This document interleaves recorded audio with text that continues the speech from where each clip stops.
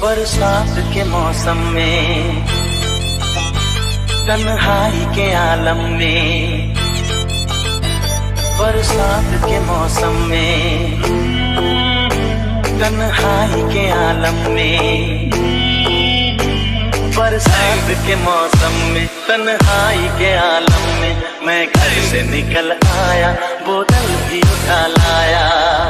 अभी जिंदा हूँ तो जी लेने दो, जी लेने दो, हरी बरसात में पी लेने दो। अभी जिंदा हूँ तो जी लेने दो, जी लेने दो, हरी बरसात में पी लेने दो। बरसात के मौसम में, तन्हाई के आलम में, come on।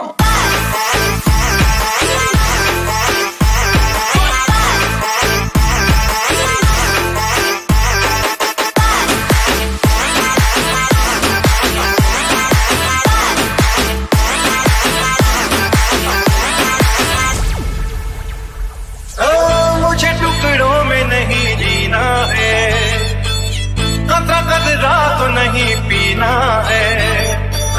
मुझे टुकड़ों में नहीं जीना है, कतरा कतरा तो नहीं पीना है।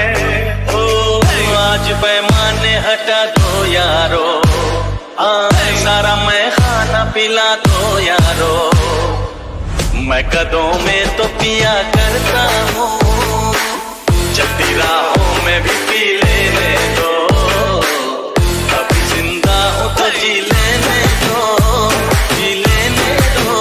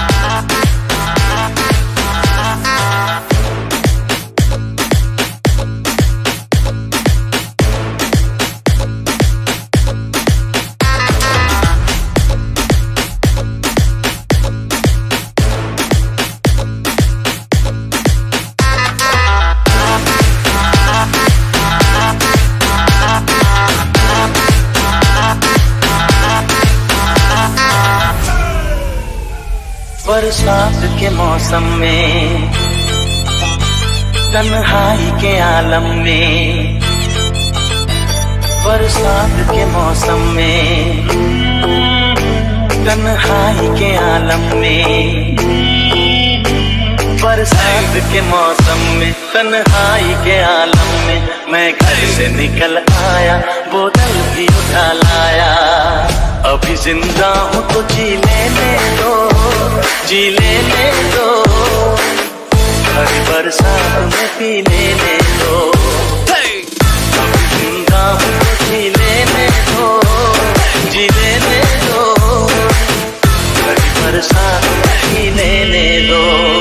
बरसात के मौसम में, तन्हाई के आलम में। আমার আর থাকবে পুরা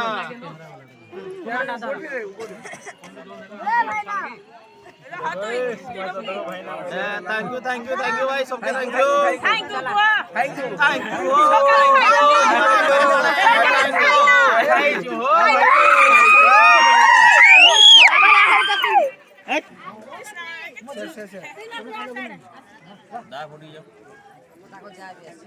এটা ইউটিউব রে দেবেন ওরা খাও দেও নিও ये নিও ধরো নিও